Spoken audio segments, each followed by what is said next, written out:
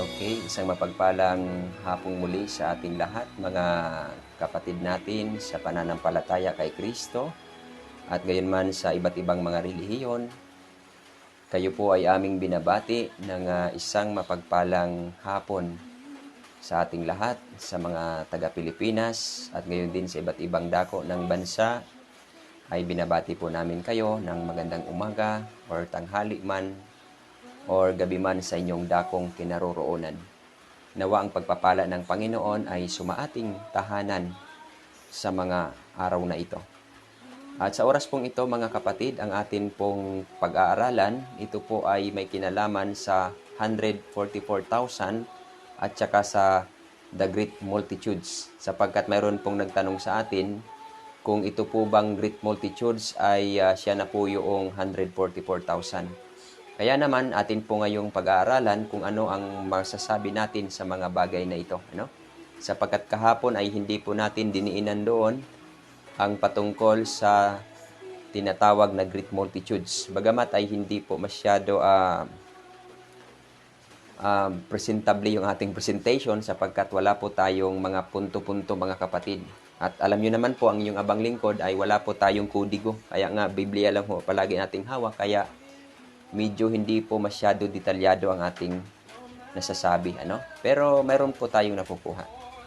So, ang ating pong pag-aaral, uulitin ko po, ito po ay may kinalaman patungkol sa 144,000 at saka the Great Multitudes. At atin rin pong isisingit doon yung nawala sa angkan ng Israel, kung sino yung hindi nakasama. Kaya sa oras pong ito, mga kapatid, hindi po tayo nakapangaral doon sa publiko sapagkat ngayon po ay umuulan. Kung kayo po ay nakakapakinig ng feedback mula sa bubong ay yan po, mga kapatid, maulan po ngayon sa amin. At bago po tayo tuluyan dumako sa ating pagbabati, ay kayo po ay aming inaanyayahan na tayo po muna ay manalangin. Manalangin tayo, mga kapatid at mga kaibigan. O dakila naming Diyos, maraming salamat sa mga oras na ito, Panginoon, sa inyong pagmamahal at sa inyong pag-iingat sa inyong bayan sa huling panahon na ito.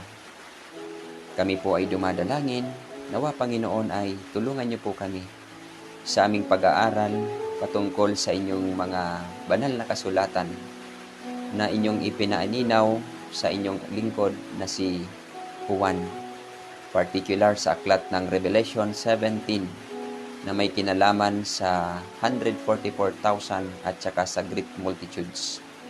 Nawa Panginoon ay ipaunawa niyo po sa amin ito, ang mga bagay na ito sa pamamagitan ng inyong banal na Espiritu. Pagpapalain niyo po ang aming mga tagapakinig, ang aming mga manonood sa programang ito, at aming pong dalangin ang aming mga kapatid, Panginoon, na may mga karamdaman, especially po kay Evangelist Cesar Dizon. At dalangin din po namin si Tita Mena Ronas, at gayon man kan Tita Agnes, kay Tita Nueme, at gayon din kay Tita Florence. Dinadalangin din po namin ang lahat ng magkakapatid, gayon din si Tita Mela, Tita Rebecca, Abi Lacusin, na nawa sila, Panginoon, ay inyong pong bigyan palagi ng malulusog at mabubuting pangangatawan. At gayon din sa mga kapatid namin na inyo pong ginagamit sa ministeryong ito.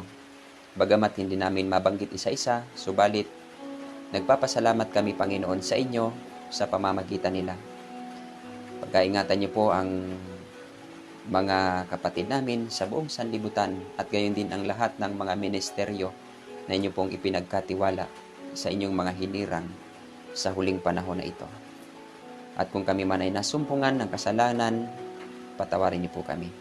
Salamat po ng marami sa pakikinig mo sa aming mga dalangin sa pangalan ng iyong anak na aming Panginoong Hesus Kristo. Amen.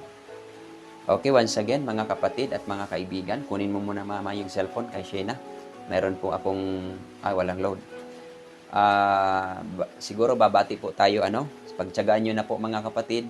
At ang gamit po nating pagbati ay isinulat lang po ng aking asawa sa papel, Kaya yung ating cellphone na isa ay wala pong load.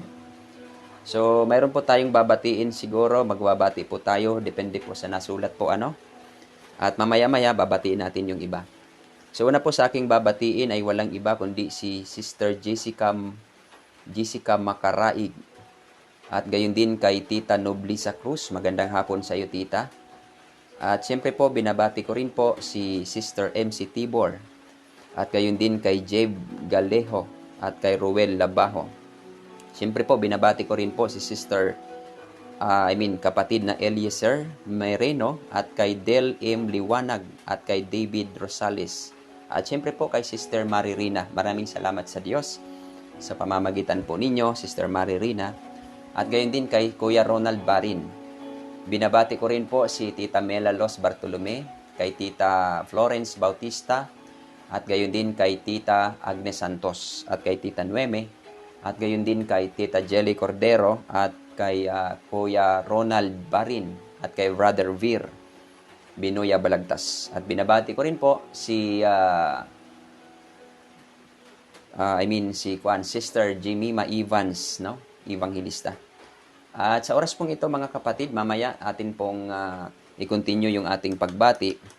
At tayo po'y dadako na po sa ating pag-aaral mula sa banal na kasulatan. Uulitin ko po ang ating topic sa hapon na ito ay may kinalaman po ito sa 144,000 at the great multitudes according sa aklat ng Revelation chapter 7, no? Sapagkat kahapon ay hindi po masyado maliwanag yung ating presentation sapagkat hindi po kasali doon ang great multitude sa ating napag-aralan sapagkat ang ating pong na pag-aaral kahapon ay may kinalaman po sa 144,000 lamang. Kung ito po ba ay symbolical or literal. So ang sagot natin doon, hindi po siya literal kundi descriptive number or pagsasalarawan ng mga tao na tinatakan ng Diyos. So ngayon, punta po tayo doon sa tanong ng ating kapatid kung ito po bang 144,000 ay siya na po ba yung binabanggit na great multitude sa Revelation chapter 7 verse 9. Sapagkat kung ating naman papansinin, doon sa verse 3 ay narinig ni Juan, no? Ang bilang ng mga natatakan. At ang natatakan mga kapatid ay walang iba kundi 144,000 sa angkan ni Israel. At sa verse 9 ay nang tumingin si Juan ay kanyang nakita yung napakarami na hindi kayang bilangin ng sinuman. Sila ay buhat sa mga bansa, sa mga angkan, mga bayan at mga wika na nakatayo sa harap ng kordero. At mayroon silang ang nararamtan ng damit na mapuputi at mayroon silang palma sa kanilang mga kamay. So ngayon mga kapatid, mga kaibigan, akin lamang po ang didiinan dito na ito pong, or ang sagot po natin dito, sa tanong na kung itong 144,000 ay siya na po yung great multitudes, ang sagot po natin dyan, magkaiba po sila, no? Yung 144,000, sila po mga kapatid ay mga unang bunga na tinubos ng ating Panginoong Hesus mula sa sangkatauhan or sangkalupaan. Paano natin nasabi? And the book of Revelation or Pahayag, Kapitulo 14, ang talata po ay 4, na ganito po ang sabi. Ang mga ito ay hindi nangahawa. Sino ang hindi nangahawa? Yung 144,000, yung binabanggit sa verse 1 ng Revelation chapter 14. Hindi nangahawa sa mga babae, sapagkat sila'y mga malilinis at ang mga ito'y nagsisisunod sa kordero saan man siya pumaroon. Ang mga ito'y binili sa gitna ng mga tao na naging mga pangunahing bunga sa Diyos at sa kordero. Mapapansin po natin na itong 144,000, sila po yung mga hindi nakahawa or nangahawa sa babae. Ito po yung kanyang unang karakter. Pagka sinabing hindi nangahawa sa mga babae, hindi po sila tumanggap ng mga false teaching. Sapagkat yung babae, ito po ay binabanggit po dito, ito po yung mga apostate church na ang kanilang turo ay hindi mula sa Diyos. Ibig sabihin, itong 144,000, hindi po sila nangahawa doon sa mga false church. At pangalawa, sila yung tinatawag na, sumusunod sa kordero. Pagka sinabi, faithful ito sa Panginoon. Kaya nga itong 144,000, yung kanyang karakter ay like Christ. Ibig sabihin, sila po ay mga sakdal or pinasakdal ng Panginoon. Ngayon, ang tanong, saan po ba ito kukunin or saan po ba sila nanggaling? Ang sagot natin mga kapatid, kung ating bibigyan ng linaw ang angkan ng Israel, sapagkat kung atin namang iisipin, baka isipin ang iba, ito ay galing doon sa original na angkan ng Israel. Hindi po mga kapatid, Sapagkat kung ating pag-aaralan ang Revelation 7 na makakatayo, ito po ang tinutukoy, ito po ang nasa future. Nang sumulat si Juan, ang tinutukoy po niya na makatatayo, natatatakan ng Diyos, ay walang iba kundi yung future. Ang tinutukoy sa atin sa panahon natin ngayon. Kung ating pag-aaralan yung ating belief na mga Seventh-day Adventist, noong 1844, doon po nagsimula na humatol ang Diyos sa kanyang bayan. Pagka sinabi, kanyang bayan, virgin, yung nakakaalam ng katotohanan at tumanggap ng tunay na aral. Sila po yung tinawag na bayan ng Diyos. Kaya is refer to the Seventh-day Adventist believer. 1844 hanggang sa tinatawag na Sunday Law, sapagkat sa Sunday Law mga kapatid, mayroon pong tinatawag na clause of provision. Diyan po nagsimula 1844 yung pagtatatak ng Panginoon hanggang ngayon. Kaya yung matatatakan, sila po ay sakdal. Ibig sabihin, yung kanyang karakter ay katulad kay Kristo. At itong 144,000, sila po ay mga first fruits or unang bunga. Kakaiba po ito, special po ito na grupo. Ang mangyayari mga kapatid, kung ating titingnan yung sulat ni Sister White, hindi ko na po nasulat kasi wala na po tayong oras. At sa susunod nating pag-aaral, aking pong ibibigay. Sila po mga kapatid, ang gagamitin ng Panginoon upang maligtas ang mga tao na hindi kabilang sa Adventist. Ibig sabihin, sila po yung kinasangkapan ng Diyos upang tawagan ang mga tao sa huling mensahe. At itong tinatawag na great multitude, sila po yung pangalawang harvest. Nakuha niyo mga kapatid? Sila po yung pangalawang harvest ng tinatawag na 144,000. So, uulitin ko po, magkaiba po ang 144,000 sa great multitudes. Pero mga kapatid, mga kaibigan ko, magkaparehas po sila, hindi mamamatay sa pagpaparito ng Panginoong Hesus. Hindi po sila magdadanas ng kamatayan. Paano ko po nasabi? Itong 144,000, hindi po ito magdadanas ng kamatayan. Sila po ay mararatnan ng Diyos, ng ating Panginoong Hesus na buhay. Ang tinatawag naman na great multitudes ay mararatnan pa rin ito na buhay ng Panginoon. Paano ko po nasabi mga kapatid? Sapagkat sa Bible, sa Bible mga kapatid, kung mayroon po tayong itinuturo, tayo po ay kumukuha sa spirit of prophecy at saka sa tinatawag na to the law or sa kautusan. Kaya nga sabi ng Isaiah Isaiah chapter 8 verse 20, to the law and to the testimony. Napansin niyo po yung salitang to the law and to the testimony. Or sa Tagalog, sa kautusan at sa patutuo. Kung hindi sila nagsasalita sa mga salitang ito sa dahilang walang liwanag sa kanila. Kaya nga yung testimony or patutuo, according sa John chapter 19 verse 10, na ito pong patutuo ni Jesus ay siyang espiritu ng hula. Ibig sabihin, gift of prophecy. At alam naman natin, yung gift of prophecy ay ibinigay doon kay Sister Ellen White. Kaya, para tayo ay maging sigurado sa ating pagtuturo, sapagkat mapanganib, iba-iba yung ating pananaw sa mga bagay na ito, para sigurado po tayo, uulitin ko po, doon po tayo kukuha sa tinatawag na spirit of prophecy.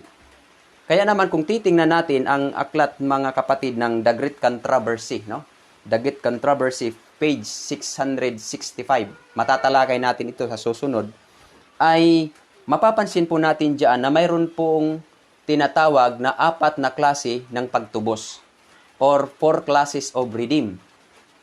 Yung tinatawag na pluck as brands, and pangalawa yung perfected Christian character. Ito po yung tumutukoy sa 144,000. At ng pangatlo, yung who were martyred, yung mga martyred. Ito yung pangatlong klase. At yung pang-apat, ito po yung great multitudes. Magkaiba-iba po yan. Pero tatalakayin natin yan sa susunod pagkatapos natin sa mga bagay na ito. Kaya mga kapatid, mga kaibigan, kung babalikan natin ang Revelation 7, yung great multitudes, mga kapatid, ay sila po yung tatanggap ng mensahe ng Adventist. Oo. Paano ko nasabi mga kapatid na sa Adventist yung matatatakan? Yung Adventist, siya po ay tinawag na Israel. Israel po tayo mga kapatid, spiritually. Kung sa baga, ganito po ang sinabi ni Pablo. Nalimot po ako sa talata, pero kung aking makita, aking pong ibibigay. Nagaliyon po ng pagkasabi doon, na tayo daw ay hinalintulad sa sangang ano ba sa Tagalog man, sinugpon? Dinugtong, I mean. Tayo daw ay sanga na dinugtong doon sa puno ng ulibo. Ibig sabihin, yung puno na nagre-represent sa bayan ng Diyos sa Israel, tapos tayo mga hintil, tayo doon ay dinugtong. Ibig sabihin, merong term na ginagamit yan, yung mga tumatanim, ano bang tawag dyan? Anong tawag dyan man? Yung sa mga gumagawa ng ano? Yung puputulin, so ilalagay. Basta, sa mga magtatanim, alam na yan kung anong ibig sabihin yan. Parang ganito tayo mga kapatid, no? Tayo ay dinugtong doon sa Israel. Kaya tayo po ay tinawag na Israel spiritual. Kaya nga yung ating turo at ang ating sinusunod ay katulad doon sa Israel. Kaya naman ang Apokalipsis 7, 1 hanggang 4, ito po ay tumutukoy sa Israel spiritually, particular the Seventh-day Adventist believer. Sila po yung tatatakan ng Diyos na bago magtapos ang tinatawag na Sunday Law. Kaya nga ngayon mga kapatid, kung bakit hindi pa po nagsa-Sunday Law o dumadating yung Sunday Law, sapagkat hindi pa po nakukumpleto ang bilang ng tatatakan. Sila po yung magtatagumpay, makatatayo sa mga pagsubok. At itong great multitudes, ito po yung second harvest or pangalawang bunga na matatagpuan ng Diyos or maliligtas sa huling mensahe. Ito po mga kapatid, yung mga tao kung sa baga hindi kabilang sa Adventist ngayon. Kasama po dito ang mga ibang relihiyon, mga Baptist, Katoliko. Yan, sila po mga kapatid. Hindi po sila kabilang sa Adventist, pero sila ay maliligtas sa huling panawagan ng Diyos. Pero tayo po ay nakakatiyak na itong 144,000 ay siguradong hindi po ito sila makararanas ng kamatayan. Katulad po ito ng kay Prophet Elijah. Alam niyo po ba mga kapatid kung bakit si Prophet Elijah ay hindi nakaranas ng kamatayan? Sapagkat kung ating pag-aaralan yung typology I mean, ang karakteristik ng 144,000 ay katulad kay Elijah. Paano natin nasabi? Mayroon po silang pagkakahawig, pero atin po itong mapag-aaralan sa susunod na ating pag-aaral, no?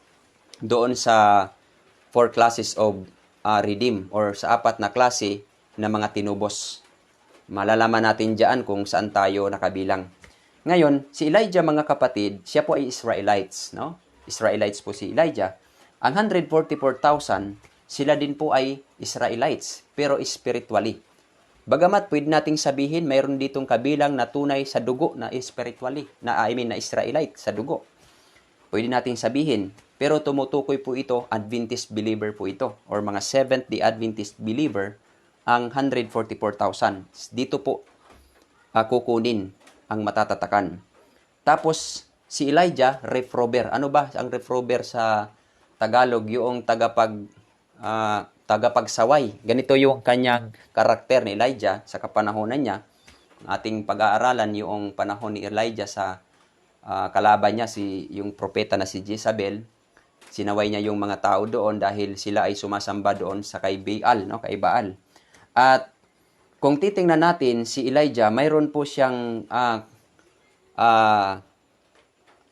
identity na mayroon po siyang mantle or mantle.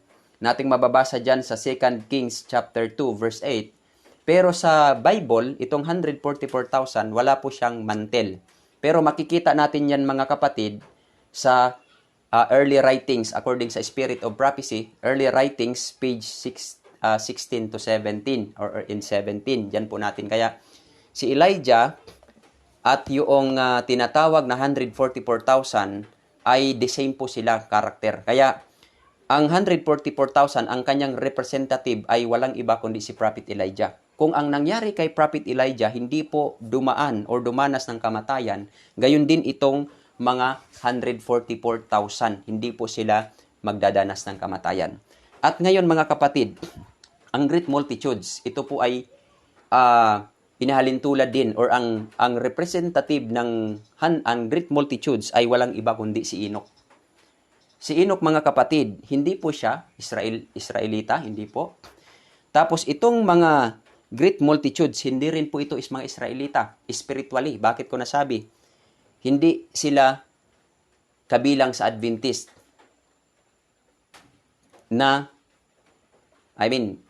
hindi sila kabilang sa Adventist. Bakit? Ang Adventist sila po'y tinawag na Israel spiritually. Itong mga great multitudes, galing po yan sa ibang mga relihiyon, na kung ano sa ibang wika or sa buong sanlibutan na maliligtas sa huling mensahe. At mapapansin natin na kung babasahin natin ang Revelation chapter 7 verse 9, mayroon pong pagkakilanlan. Ano po yung mga kapatid? Mayroon pong hawak na palma or palm, yung great multitudes. Sa Bible si Enoch, kasi maikli naman yung aklat ni Enoch, wala tayong nakita na may dala si Enoch na palm, no? Subalit according sa Spirit of Prophecy, mayroon po mga kapatid, no? Basahin natin ang early writings page 40. Na nakita diyan ni Sister White na si Enoch ay mayroong dalang sa kanyang kamay ng palm. Kaya napaka ganda mga kapatid ng Spirit of Prophecy sapagkat yung wala sa Biblia ay nasa Spirit of Prophecy. Yung wala sa Spirit of Prophecy nasa Biblia. Parang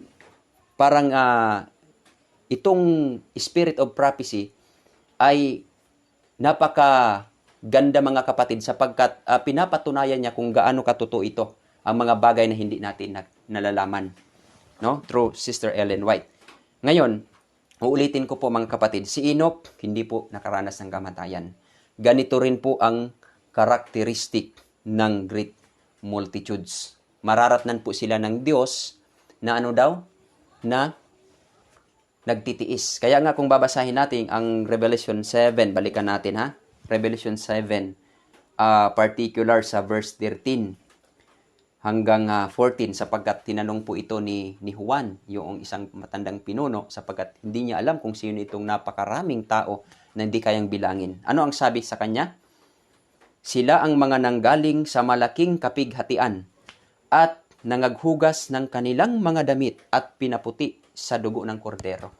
Matinding kapighatian. Alam naman natin na yung tinatawag na matinding kapighatian, ito po ang sa panahon ng tinatawag na yung mga trouble na darating, no? Mayroong tayong tinatawag na Jacob's trouble at little time of trouble. Grabe po ang pagdadaanan ng mga Kristiyano dito. Kaya nga mayroong pagtatatak sapagkat kung walang pagtatatak mga kapatid sa bayan ng Diyos ay possible na walang makakaligtas or walang makakapanagumpay sa mga bagay na ito. Yan po mga kapatid, mga kaibigan ko. At ang tatak po ng Diyos dito, kasama po dito yung Sabat, yung mga totoong Sabbath keeper at tumutupad sa utos ng Diyos. Ibig sabihin, ito po yung mga tao na nag-iingat ng kautusan sa kanilang mga puso. Kaya nga sila natatakan dahil sila ay pinasakdal ng Diyos. Sapagkat sa panahong ito, pagka hindi ka po nagtatapat or hindi ka po pinapasakdal at hindi ka po perfect in the sight of God, hindi matatatakan ng Diyos, mga kapatid at mga kaibigan. At sa panahon na iyan, mga kapatid, yung pagkatapos ng pagtatatak, yan po ay clause of provision sa loob ng iglesia. Kaya yung mga hindi tapat na mga Seventh-day Adventist, nakabilang sa Seventh-day Adventist, ay yan po ay hindi talaga sila maliligtas. Yan nga po ang masakit na katotohanan sapagkat dito po sa loob mismo una maghahatol ang Diyos. So yun po mga kapatid, uulitin ko po. Sa nagtanong sa atin, ang 144,000 at saka great multitudes, magkaiba po sila. Yung 144,000, sila po ay tinawag na mga espesyal or unang bunga sa Panginoon. Sila po ay espesyal, kakaiba po sila. At yung great multitudes, mga kapatid at mga kaibigan, sila po ang maliligtas sa huling panahon sa pamamagitan ng 144,000. Yung great multitude, sila po yung pangalawang bunga or second harvest ng Diyos. So yun po mga kapatid at mga kaibigan. Ngayon, yun po ang masasabi natin sa mga bagay na yun. At dako po tayo doon sa tinatawag na kung sino ang nawawala, no, sa angkan ni Israel, no? Sa angkan ni Israel. So kung titingnan natin sa Apocalypse chapter 7, assignment po ito ninyo, at mayroon namang nakasagot pero hindi po niya nilagay kung ano ang dahilan kung bakit hindi ho nakasama ang isa sa mga anak ni Jacob. So, kung mapapansin natin diyan, ang pagkasunod-sunod, particular sa verse 5 hanggang 8, alam naman natin sa original, yung pinakauna ay walang iba kundi si Reuben. Si Reuben ang pinakauna. Pero pansinin natin dito, sa Apocalypse chapter 7, yung una ay si Judah, no? Si Judah. Bakit si Judah, mga kapatid? Si Judah ay dyan po nagmula sa angkan ni Judah ang ating Panginoong Hesukristo, no? Siya po yung leon. Kaya nga yung siya pong nauna dahil po sa ating Panginoong Hesukristo. Siya po yung nilipat sa pinakauna dahil po sa ating Panginoong Hesukristo, sapagkat ang ating Panginoong Hesus ay lumabas po siya doon sa angkan ni Judah. At mapapansin natin sa pagkasunod-sunod, si Reuben, si Gad, si Aser, Nephtali, Manase, Simeon, Levi, Isakar, Sibulun, Joseph at saka Benjamin, mayroon pong isang nawawala. At ang nawawala po dito, mga kapatid, mga kaibigan, na hindi makakasama sa pagtatatak, ito po yung mga angkan ni Dan. Si Dan po ang nawawala. At si Dan ay pinalitan ng anak ni Joseph na si Manases. Kaya nga si Joseph, mga kapatid, it is a blessing. Blessing po siya. At si Dan, mga kapatid, hindi po nakasama doon sa magtatagumpay or sa matatatakan. Ano ba ang karakter ni Dan? Biblia po ang nagsabi, no? Kaya pakinggan po ito nating maigi. Baka mayroon po tayo or isa po tayo dito sa makakasama doon kan Dan na mapanganib po, no? Ano ba ang karakter ni Dan? Okay. Sundan po ninyo ako at buksan po inyong mga Bible in the book of Genesis chapter 49. Ito po yung karakter ni Dan na sinabi na po ng kanilang ama na si Jacob. Ayan. Genesis chapter 49. Sabi po dito, verse 17. Ulitin natin ha. Genesis 49 verse 17. Ganito po ang sabi kay Dan. Si Dan ay magiging ahas sa daan. Pansinin natin, ano daw si Dan? Magiging ahas sa daan. At ulupong sa landas na nangangagat ng sakong ng kabayo, na anupat mahuhulog sa likuran ang mga sakay niyaon. Si Dan, mga kapatid, ay magiging ano daw siya? Magiging ahas. Ibig sabihin trahidor. Trahidor si Dan, mga kapatid. Kanyang kakagatin yung kabayo ng sakong at mahuhulog ang mga nakasakay niyaon. Kaya ito po yung karakter ni Dan, panguna. Pangalawa, mga kapatid, buksan natin ang Hukom, Kapitulo 18. Pansinin natin ha. Yung judge sa English or mga hukom. Ayan.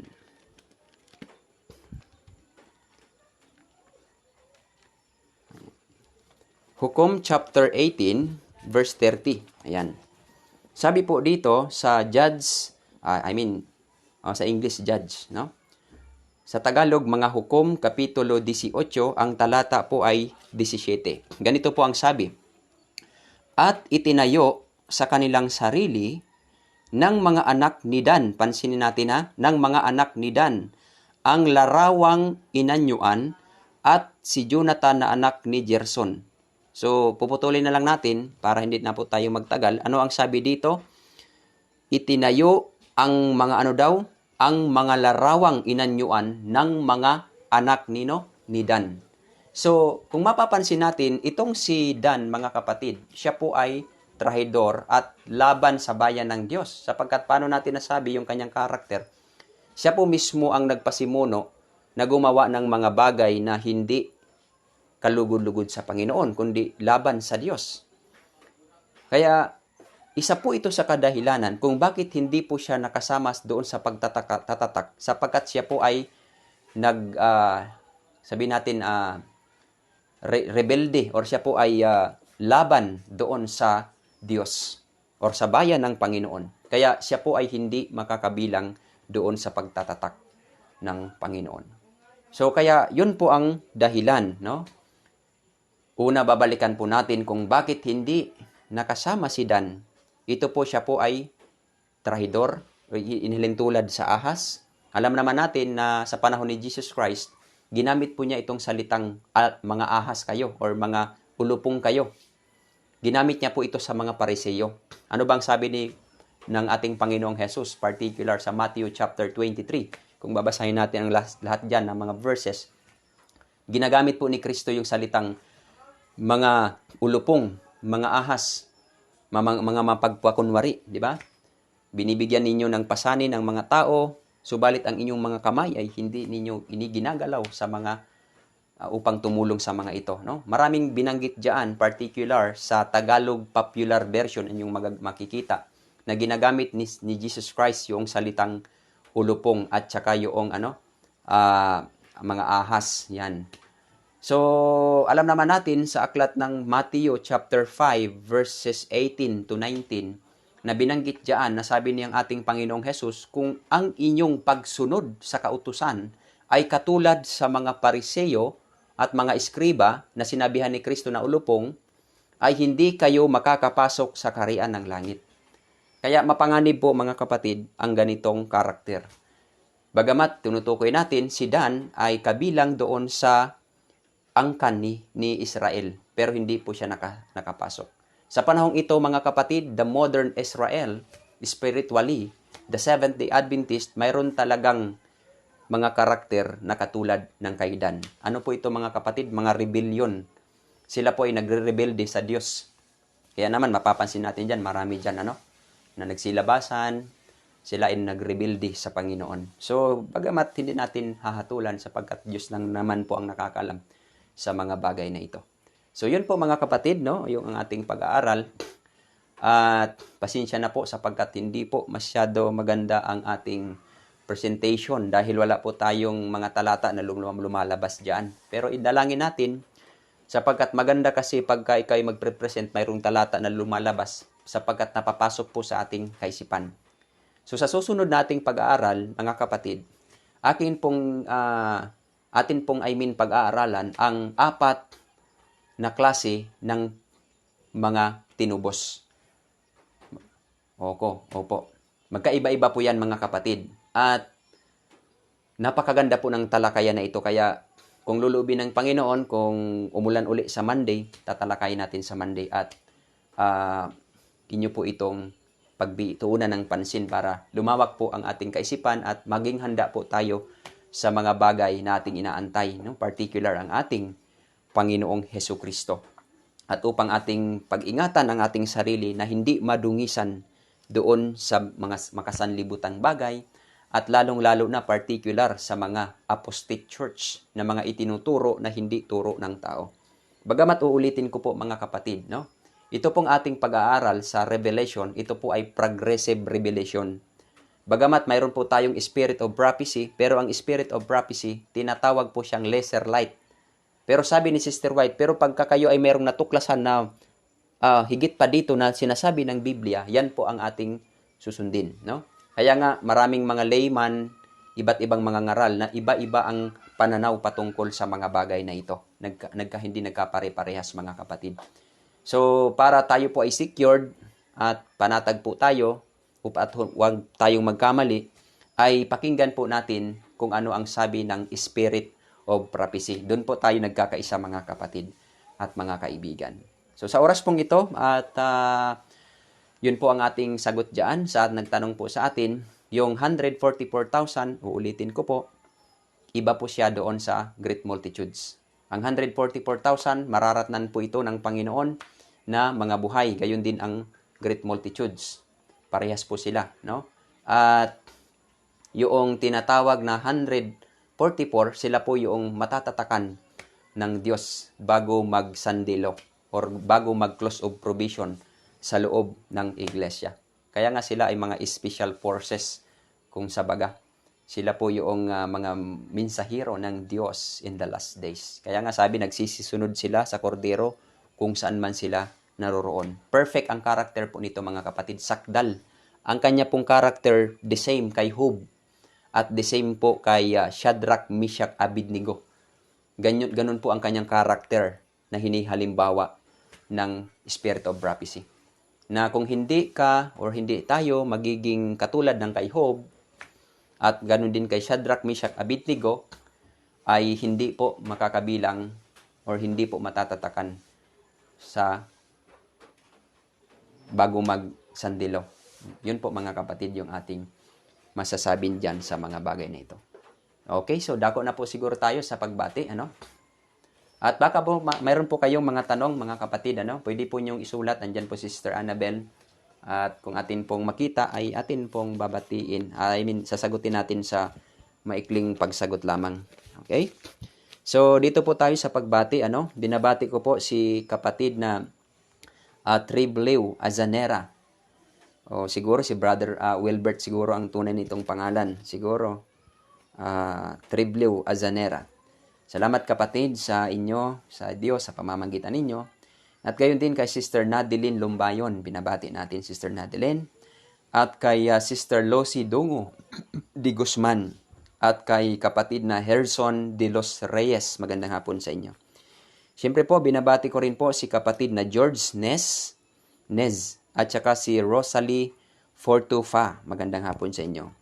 Binabati ko rin po si kapatid na Gerel Sidinio at kay Lucy Akmar Reves.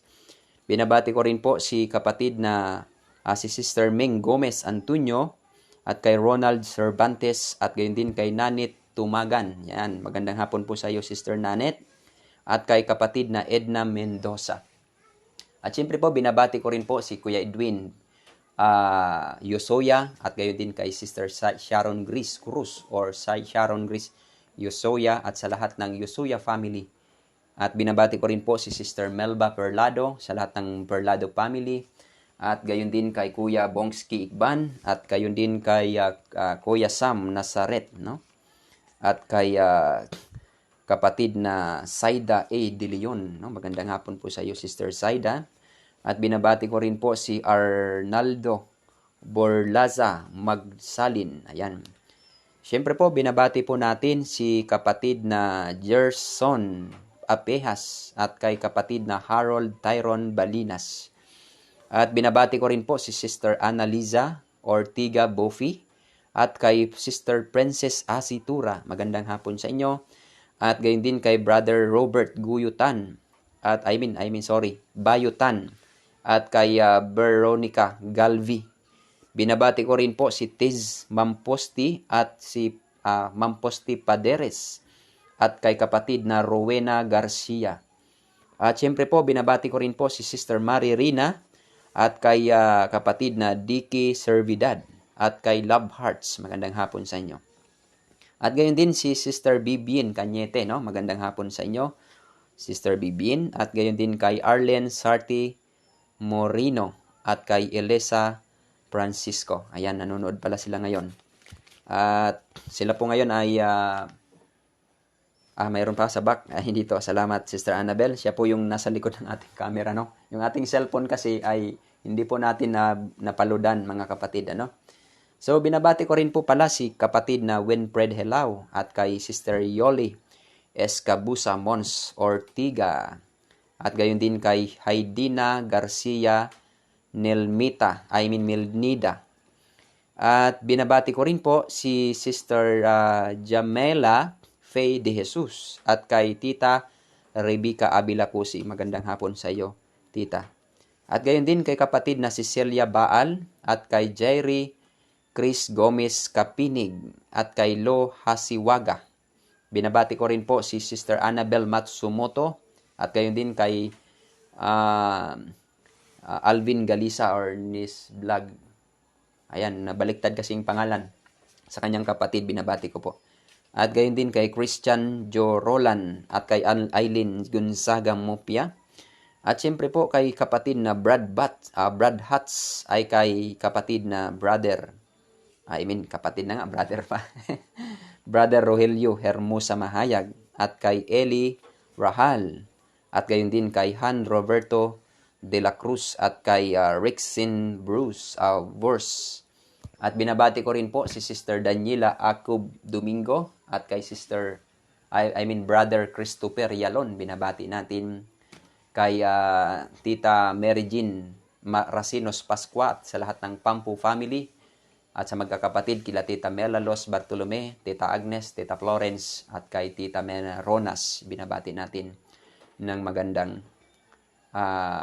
umaga sa inyong lahat dyan.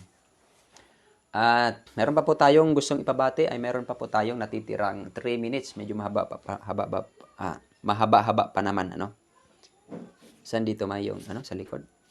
Ito. Binabati namin si kapatid na Dit M. Liwanag, at kay kapatid na David Rosales at kay Sister Verly Valsina Contreras. Binabati ko rin po si Sister Daisy Capoy at gayon din kay Sister D. Bibi Gian at sa lahat ng ating mga sharers na hindi ko na minsan nababati, medyo pamanhin na po, at sa lahat ng ating top fan sapagkat inyo na pong unawain dahil hindi po ako marunong sa magpalakad sa mga ganitong bagay, mga kapatid, Kaya wala po tayong admin na talagang magpo-focus sa mga ganitong bagay. At gayon din sa kay Sister Shola, Sevilla, at kay Auntie Luchi Sevilla, binabati ko po. At gayon din kay Sister Ninita Lazaro, binabati natin. At sa oras pong ito, mga kapatid, mayroon pa pala si Kuya Roy Nodo Primero at saka kay Sister Carmi Primero at kay Kuya kay Carlos Amor Balyadares at kay Tita Jenny Motia. At binabati ko rin po si Sister Lolo Yense at kay Sister Mary Grace Gilos at kay Sawen Zuraso na binabati natin. So sa oras pong ito, mga kapatid at mga kaibigan, at binabati ko pala si Sister Nani Padrakila Rabino, binabati natin. At kay Tita Lenny Mangubat, at sa ating kaibigan dyan, si Brother Jevin Hunyo from Light in the Dark Ministry. Kay Kuya Bongski Ikban, nabati na po natin si Kuya Bongski, At gayon din kay Sister Evangeline, Binuya. At kay Brother Vir Binuya Balagtas. Okay? So sa oras pong ito, mga kapatid at mga kaibigan, kung habang tayo po'y manalangin, ating pong idalangin ang lahat ng ating mga kapatid sa buong sanlibutan na nawa ay pagkaloob sa atin ng Diyos, siyempre, na naayon pa rin sa kalooban ng Panginoon, mga kapatid, sapagkat siya po ang nakakaalam ng kung sa ano ang mga ikabubuti sa ating mga buhay. Okay? So, sa oras pong ito, tayo po ay manalangin. O dakilang Diyos, salamat sa mga oras na ito na kayo po ang Panginoon na nagpapaaninaw ng mga bagay na hindi kayang ipaliwanag ng tao. Salamat po sa iyong banal na Espiritu na sa amin ay nagtuturo kung ano ang nilalaman ng aklat ng propesya. Dalangin po namin, Panginoon, na tulungan kami sa buong sanlibutan na magtatapat sa pamamagitan ng pagpapaalala mo sa amin ng inyong mga salita na itinanim mo sa aming mga puso at isipan, Nawa Panginoon ay walang mawaglit ni isa man sa amin na naririto at nanonood. Pagpapalain niyo po sila, kanilang mga pamilya, at tulungan kami Panginoon sa mga bagay na aming nararanasan sa mga araw na ito at sa mga panahong ito, mga pagsubok. Dalangin po namin Panginoon na nawa ay dumating ka na Panginoon sa lalong madaling panahon at aming makamtan ang gantimpala na mula sa inyo Panginoon, na inihanda mo pa man noong una pa na hindi pa or bago pa nilikhang sanlibutan. Salamat o Diyos sa pagmamahal mo, at salamat sa pagpapatawad mo, at salamat sa pakikinig mo sa aming mga dasal sa pangalan ni Jesus Christ na aming tagapagligtas. Amen. Okay, once again mga kapatid at mga kaibigan ko, at sa muli po, ito po ang inyong lingkod, Brother Jonald Arizobal. Kasama ko po ang aking asawa, nasa likod ng camera, Sister Annabel, at yung aking anak na isa, yung dalawa ko nandun sa labas, na bumabati po sa inyo ng isang mapagpalang hapon. Sa pamamagitan po ng programang ito na ipinagkatiwala sa atin ng Diyos, ang Tinig Media Ministry. At sa mga tao na nasa likod ng programang ito na ginagamit ng Panginoon, bagamat hindi po namin kayo maisa-isa, subalit alam ng Diyos na kayo po ang Panginoon na nag-iingat. Siya po ang Panginoon na nag-iingat sa atin. At gayon din kay Sister Aquila Basabi pala, mga kapatid, no? Magandang hapon po sa iyo, Sister Aquila Basabi. Okay, once again, purihin ang Diyos, sa Kanya lamang ang karangalan, kapurihan, kadakilaan, magpakailan paman. Amen.